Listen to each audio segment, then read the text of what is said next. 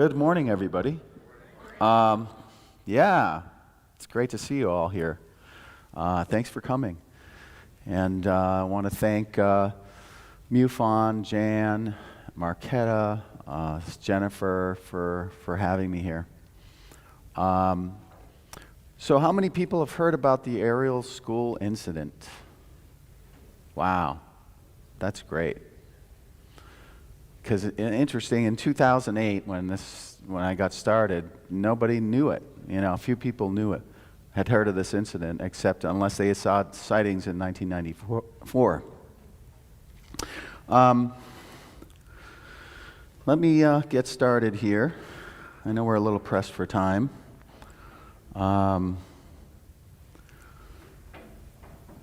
Yes, the Ariel incident was a fascinating occurrence no matter how you look at it, whether you look at it from a UFO lens or a human behavior lens. It's just a fascinating story. Oh, they got me up there. So we are close to being done with this film, finally. It has been the hardest thing I have ever done in my life. And I haven't done it alone. I've gotten the help from the kids themselves, the witnesses who are some out in the audience, and so many people either helping me with funding or just letting me sleep at their house when I was in Africa, or just so many things. There's been so much help from so many people, and my heart goes out to them because they've helped make this happen. So, I just want to share a few thoughts before I bring Salma out and show you some footage that nobody's seen before. So let me just go for my first image. So I've been looking into this phenomenon for 10 years. Even though I've been working on this case about the Ariel school, I've been running into other people quite often and interviewing other people who are witness to other events. So I've kind of gotten a good sense of the phenomena worldwide because I've met people from all over the place. And it's one of the things that strikes me is the remarkable consistency in the reports, the reluctance of witnesses to come forward, which I find very sad and something I want to change or put efforts into changing. Because there's no established place for those who have had experiences beyond the normal to report it and to really get help if needed. I think that's really important. Let's see here. My slides are not moved. Oh, there we go. So it's something I call solitary confinement. I mean, we all know what that is. I think we all have common experiences of all kinds that we just don't talk about to each other. And we keep them a secret. Communication at a distance or precognition, spiritual experiences, encounters with the unknown.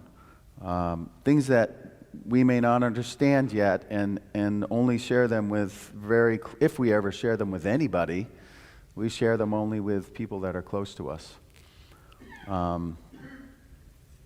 Extraordinary human experiences are largely kept secret even from family and loved ones, and many involve trauma, and if the individual does not share that secret, the trauma has no chance of healing itself. Let me move on.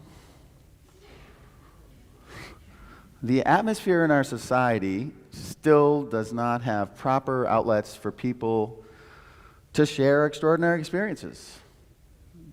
This is a rather unique environment. There's a few around the world, which is why I appreciate MUFON and other organizations where you can actually share.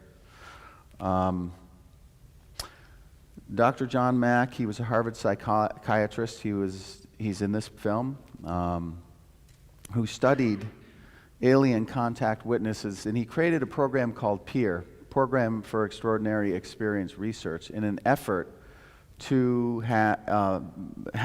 for people to come forward who had experiences with things that are not normal in our society. Let's see. So people face potential ridicule, people questioning your sanity. It's not exactly inviting for witnesses to come forward. And the reason I'm bringing all this up is because I've met so many witnesses that have been completely silent. They've told me, don't tell anybody. They've shared it with, and I'm sure this has happened with many other people. They don't want to talk about it. I've had people tell me, I have not talked with my family about it. I'm just sharing it with you because I know you know something about this. And I think a lot of people initially, some people in this room, it was the difficulty of actually breaking your silence and feeling okay to talk about that, about what you've been through. Because I just find it so important that these people be heard. And on a large scale, the information that we don't hear is more information for us as a human species to gather, to understand, and have more data to understand what's happening on a large scale to us or with us. I don't know how you want to frame that. But I think it's really important, and the majority of people out there aren't in this room. The majority of the people that have had encounters are silent. They're looking for a place or a time or for it to be okay to come forward. And they're incredible stories.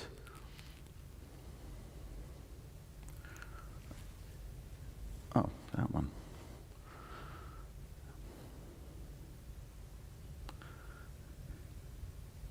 So changing the way the subject is viewed is, to me, the utmost importance.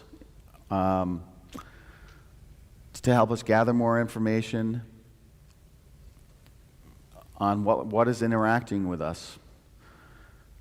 And also, of course, to have people not afraid, or help people who are afraid of sharing their experiences and having them begin to integrate them and heal. So, just quickly, there's a slow acclimatization happening of the human being to the idea that life exists elsewhere outside of our planet. That's great. Change of major proportions is happening over long periods of time. They take long periods of time. And change takes time, and I know that can be frustrating. Persistence and inquiry are the key as well to keep, and a record over time, to keep us, to make these long things happen. Basically, civil rights took a long time. When we discovered fire, and now we are, making complex parts with extreme heats, that took a long time. And this issue is, in effect, the same way. It's 60 years of people coming forward, and person after person, researcher after researcher, and it's taking time, but it is making huge strides. And science is evolving the extraterrestrial narrative all by itself, with the discovery of planets.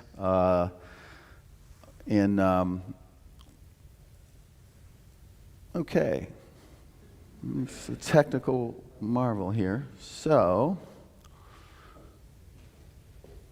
okay, something happened. Oops. It's going to kill me. Oh, did I push the wrong button? I did, sorry. Okay, that was me. Are you past it? Nope. Sorry. That's okay, thank you. Up. Okay. So, it's evolving because of the discovery of planets. This is discovery of planets that can support life.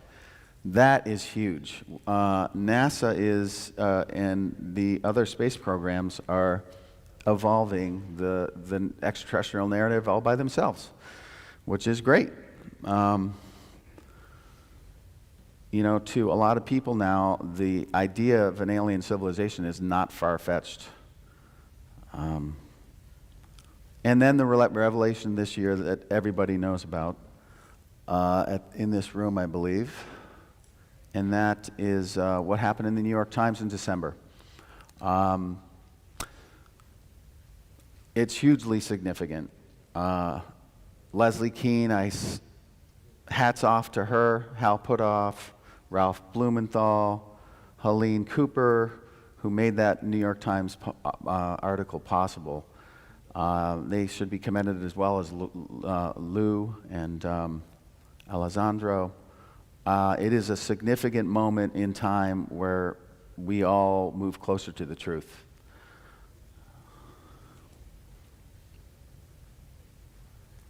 Okay, where are we on time? So we're dealing with worldview. I know a few people have heard of it. It's worldview. Dr. Mack brought this up, Dr. John Mack, and several others, and I've heard it in the media lately, that what we are dealing with is our perception of our world in the public eye. And let me explain worldview in a second. What is a worldview? It is the world you know.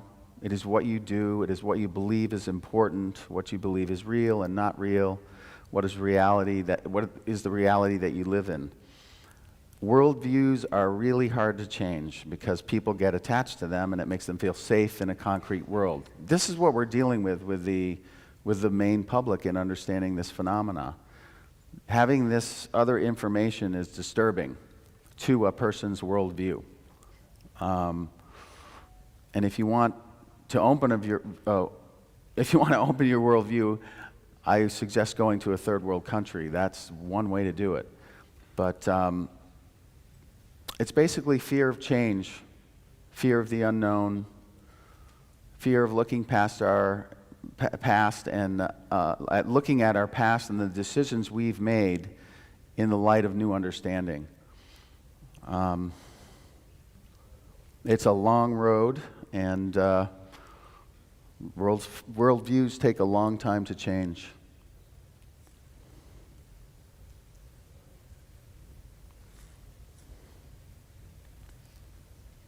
So from thinking we are on top of the food chain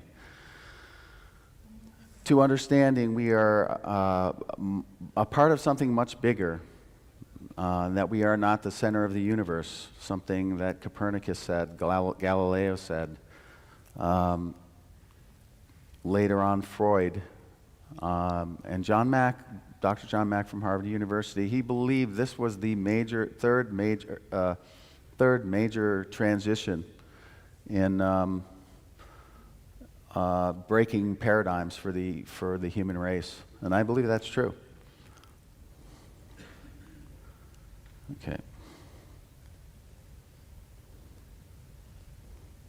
So, the Ariel School. Okay.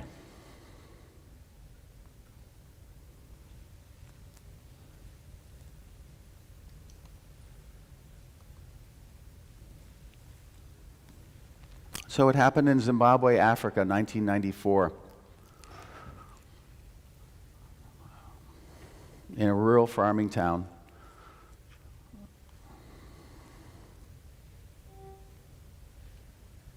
And at the Ariel Primary School, this is an aerial view of Ariel School.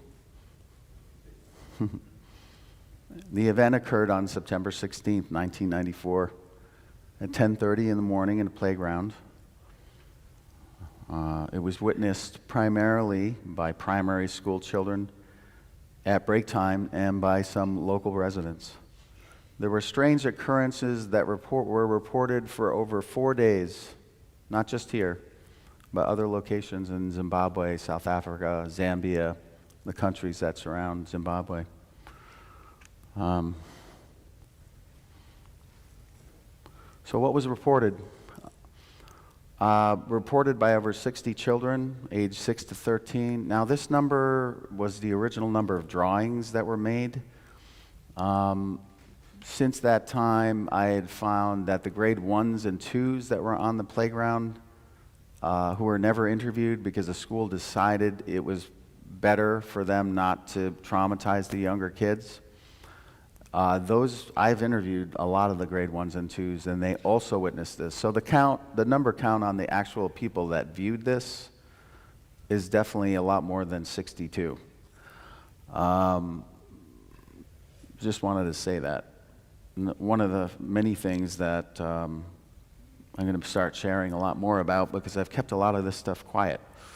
What was viewed an extremely bright light by pretty much everybody, and an oval round-shaped object of some sort, creatures emerging from the object wearing black skin-tight suits, small in stature with large heads and large black eyes. Several witnesses otherwise, including an airline pilot, the night before, reported seeing strange craft in the sky, as well as a local man who reported seeing these strange creatures the day following. It was actually in the evening following the Ariel school event. They were in the road. And I just want to show you just a bit of an interview with the pilot, one of them.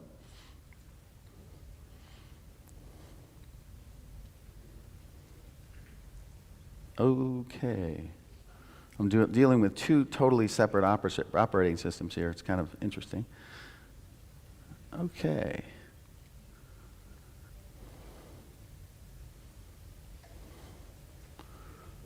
I need to hit play on this. I'm not sure how it's... Oh, okay. There's a menu.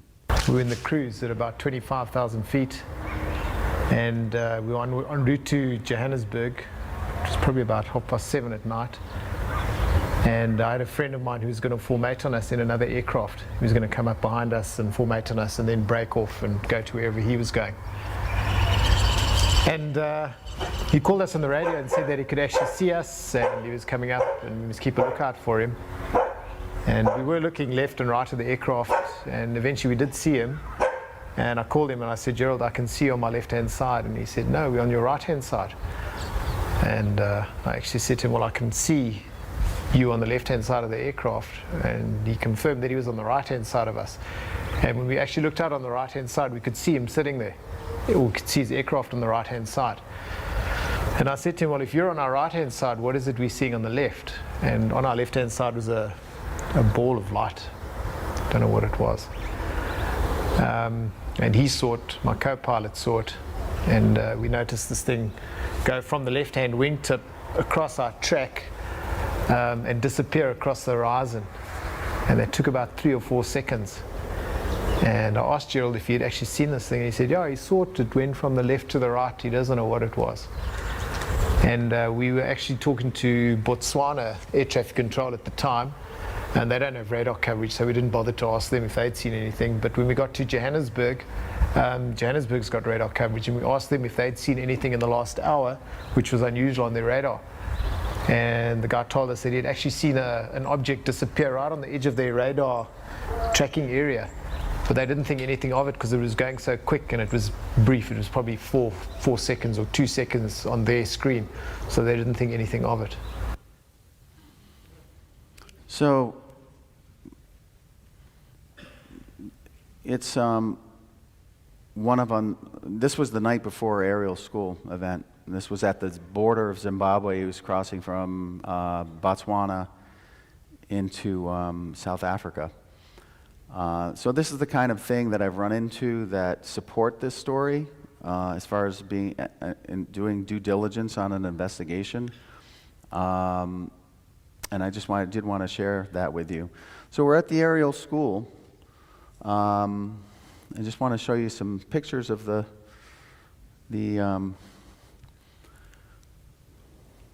some of the kids and teachers that were there, and give you a sense of them.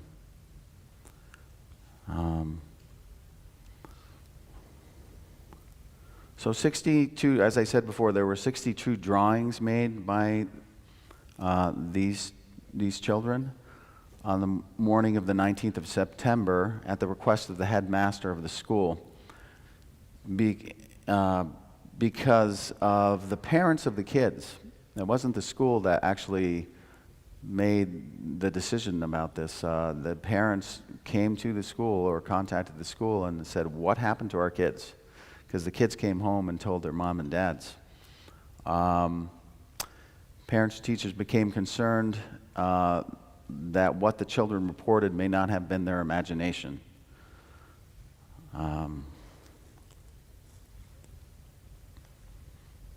Okay. Here's some of the drawings.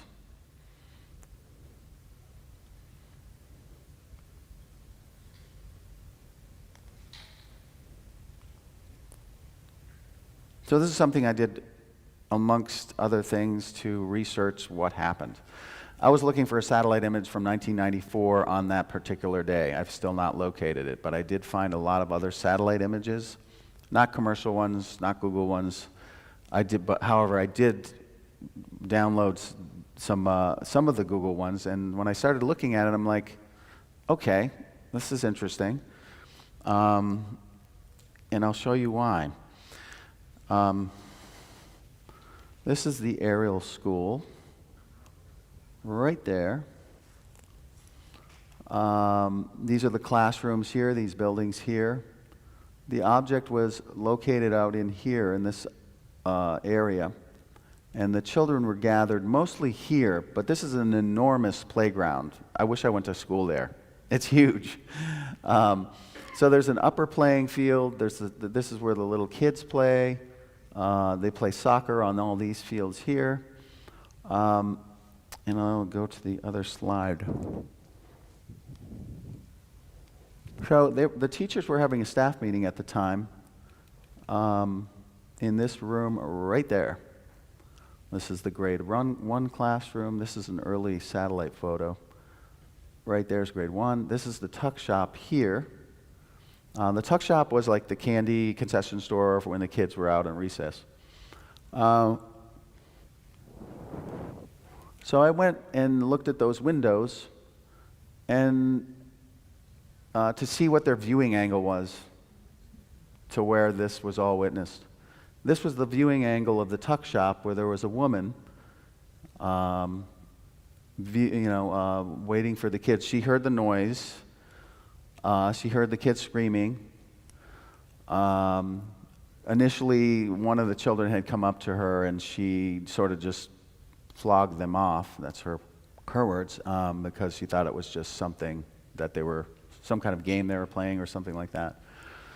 So that was her viewing angle, and this was the viewing angle of the people in the staff meeting. So you see this here, the children were here, and the object was over to the right of that.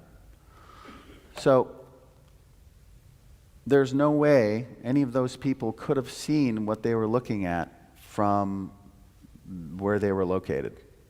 Just a small fact, but I find it very interesting. Of any place they could have picked or that location be picked, it was the perfect one. This was going to the school for the first time in 2008. Several visits since. I'm catching up here on the other computer. Yes, and that was that's the new. She was the second mistress, the second in command, basically, of the school, and now she is the head mistress of the school. Wonderful woman, Judy. This is the wall of kids. This is where I started my journey because they had a lot of these children on this wall were there at that event, and it allowed me to locate them, or Facebook them, or social media. So the other journey was finding these kids as adults. That was not easy. Facebook made it easier. A whole bunch of other media platforms did make it easier. But some that I've met, Salma, and Emily and Lisa and so many others. And then part of the process of making the film is finding these kids, interviewing them. For me, as an investigating, didn't think I'd become an investigative journalist, but that's what I had to do to get information. And locating the reporters, all of them as well, to interview them to partly find out how legitimate the story was, which to me over time has been very, I've been very convinced that something has occurred here, and the people all across the board have been very honest and open and very convincing to me. And the convincing of over time, the consistency over time of this case really speaks volumes. These children at young ages, I have interviews of them over from the first day, from the next week, till the next month, till a year later. These are all archival interviews, but done by different reporting agencies or reporters. 3 years later, and then today. It's an awful lot to see, and see that the consistency amongst them all. Okay. So one of the things we did was take a student back to the school who hadn't been back there for 21 years. And she's here today. I just wanted to give her a shout out. She's a wonderful woman and a brave woman. And I just, hats off to you for being so brave and sharing. And I really appreciate that. Okay, where are we at?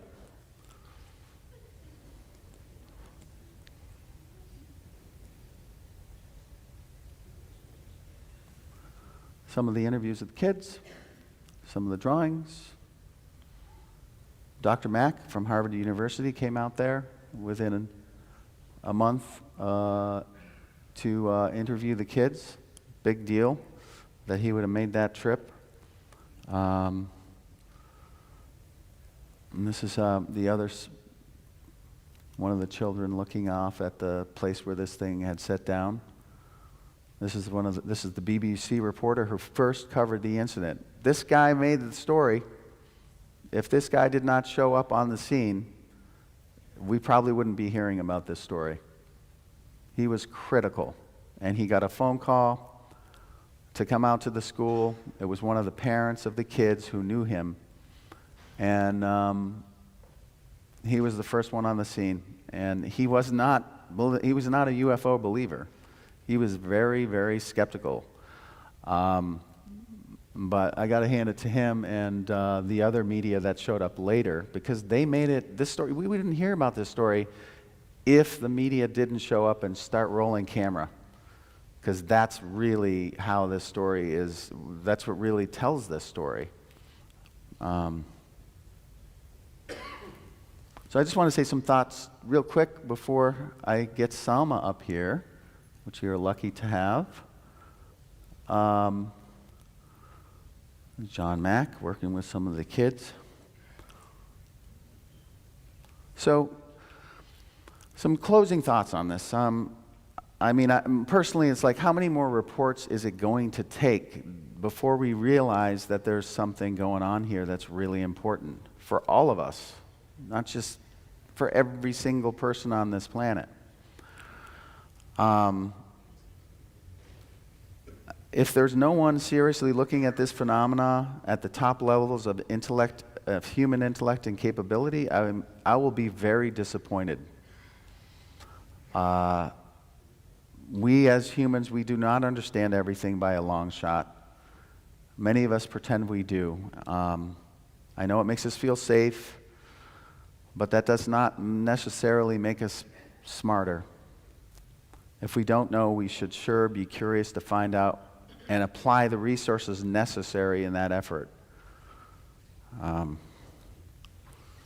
idea of aliens and other life forms outside our world may be different than what we know as reality. They may not appear in a way we understand, and we should expect that.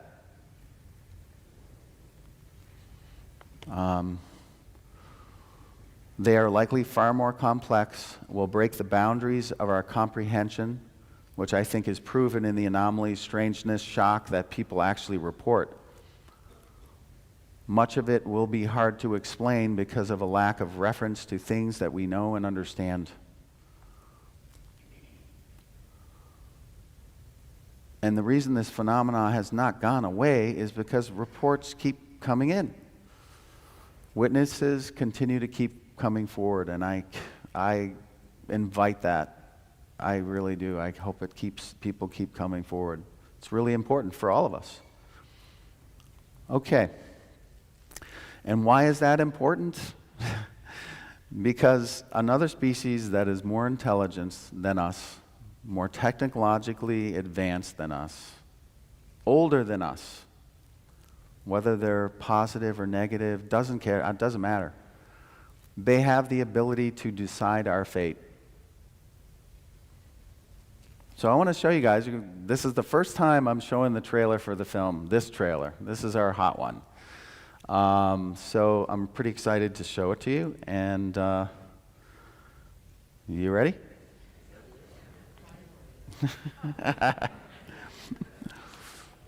Okay.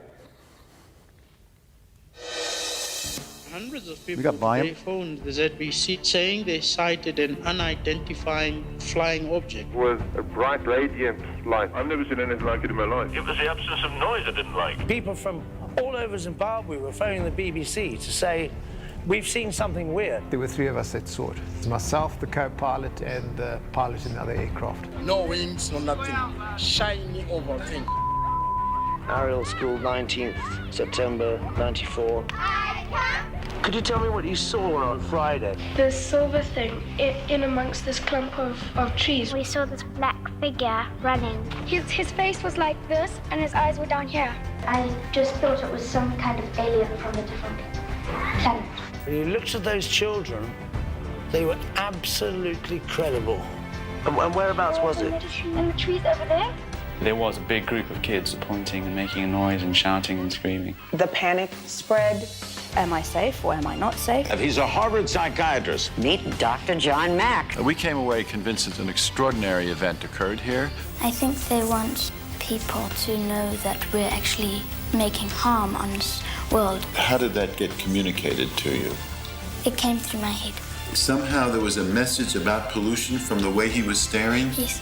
I was just a hard-ass journalist. I could handle war zones, but I could not handle this UFO thing. I mean, I never felt this could derail my career. Angels, yes. Extraterrestrials, no. John is lost at this time. This journey is literally to pick up the pieces and put them back together. Oh my gosh. I was right on the log when it actually happened. You're the ones who drew those funny pictures.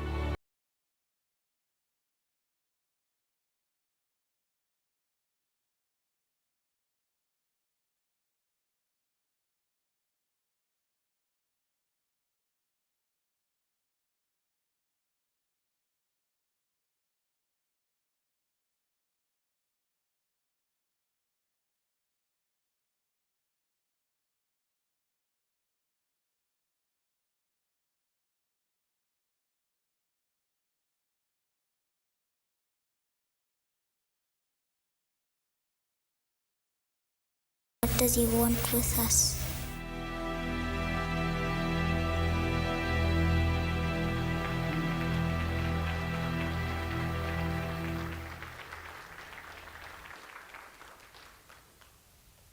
I think, thank you. I think this film has a very good chance of reaching people, people out in the world that have never heard of this phenomena, and that was the goal. I just want to introduce Salma Siddiq. She's behind the stage waiting. I met her in 2010. I found her. It took a little bit of time. Come out. She's one of the witnesses from the school. Thanks. Yeah, that's you. Okay. I'll leave that slide You're up. too close to me. Okay. Can I close this? May I? Unless you want the slide up, it might be okay to, oh, yeah, that's fine. No, I think we're done with technical difficulties for this morning. I'm going to keep it simple, I promise. Good morning, everybody. How are you? Thank you so much for being here today. And thank you especially to Jan and crew for inviting us to be a part of this conference. I'd like to start off by telling a little bit about myself, a little bit more than what's already been said. I was born in Harare, Zimbabwe in 1983. I moved to Seattle, Washington with my family in 2001 when I was 17 and a half years old. So I've spent half of my life in my homeland and the other half in my new homeland. I'd like to take a minute to paint a picture for you of what my life was like in 1994. I was 11 years old. I was dorky looking, as you could tell from the picture. I lived on a farm in a town called Goromonzi, which was about a 25-minute drive from Rua, where my school was located. So basically, we lived in the bush. We had 3 TV channels, not because cable was not available, but because it was expensive, and my mother believed in the power of books and encouraged us to read and play rather than watch TV. We had a rotary phone. She would appreciate that. It has served me well. We had a rotary phone that you literally had to twist your finger to dial a number. I know you remember those, right? How technology has changed. Now you can call someone with Google Assist or voice recognition. I say this only to illustrate that an 11-year-old today is far more woke than an 11-year-old in 1994, let alone an 11-year-old from Zimbabwe. I say this to demonstrate that there was no outside influence to inform what I experienced, not unless you count E.T. or the Jetsons. The day of the incident, I was standing next to my then bestie, Emma.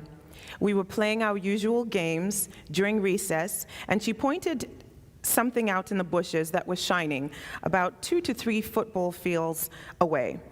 It was so bright, but I suggested that perhaps it was a reflection from the sun on the granite rocks nearby. But we both knew that was not the case. Those rocks had never shone like that before. At this point, people started to gather around and were pointing at the blinding, flashing, shiny thing, trying to make sense of it and what it was. Panic started to ensue. Some children were crying, some were in shock. What we all felt was confusion. All I was thinking of was checking in on my sister, who was in grade 4, and my brother, who was in grade 3. If I felt scared, I was sure they were too. And being the big sister I am, even at 11, I always took care of them. In an attempt to comfort Emma and perhaps myself, I reached out and grabbed my friend's hand, and we both saw what I call the being. I couldn't tell you if there were multiple beings. If they were, they all looked the same. It was about 4 foot tall, with human-esque qualities in its form that was similar to ours, with 2 arms, 2 legs, and a head, albeit an unusual-sized head and shaped head with unusual big black eyes, and if it had a mouth and a nose, they were not particularly visible. Our playground was bordered by eucalyptus tree trunks, or what we call gum trees. Beyond that was very tall bush. You see, Ariel used to be a farm, so the huge areas of bush made sense given where we were. We knew never to veer past those logs unless for a sporting event. That day, neither the being nor I crossed that boundary, even though it was 1 to 3 feet away from me. I could have reached out and touched it, but I couldn't move. I was frozen, stuck, literally in the spot where I stood, and mentally because I could not break the eye lock I was engaged in. There was eerie quietness around me, and in my mind, as we locked eyes, I no longer heard the chaos of the playground. I felt timelessness, stillness, captivated by this presence, unsure of what I was looking at, but knowing it was not the norm. I now know that even if I don't make complete sense of it all, it was special. Ever try to wake up from a bad dream? You've done that, right? It's really hard work, right? It's as though you're pushing against a semi-automatic uphill. If you're able to escape, you feel exhausted and drained. Well, that's how I felt. So very exhausted as I worked hard to mentally break free of this eye lock.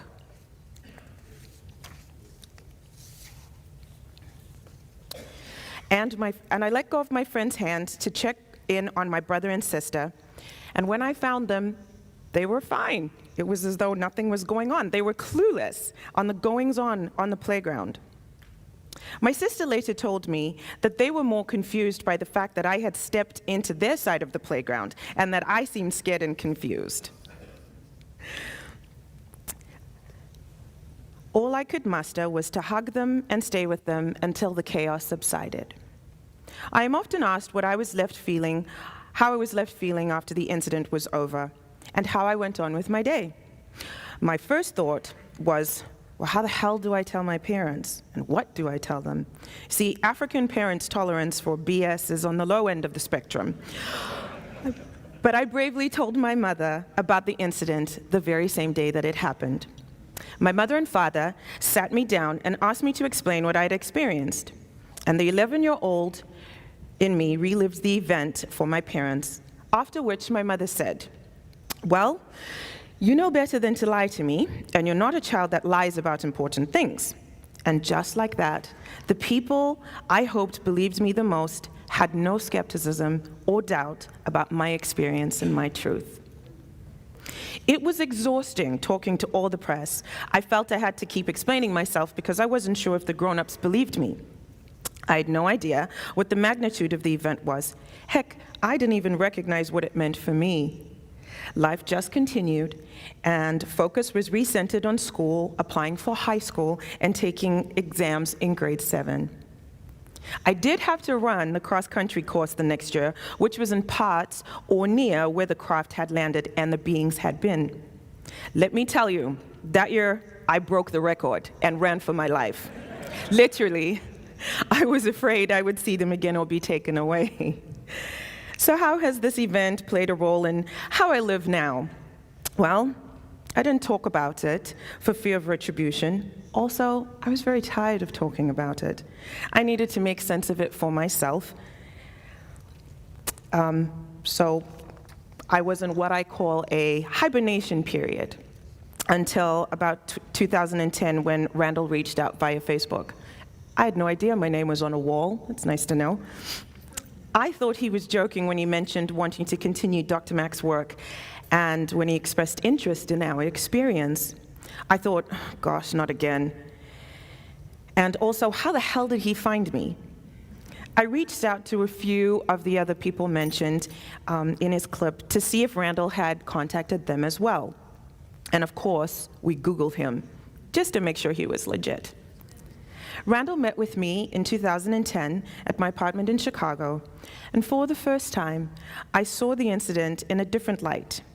Randall's ability to listen without judgment and express genuine interest in the case in a non-exploitative way helped me tackle some of my internalized issues that I had with the incident and what came with it.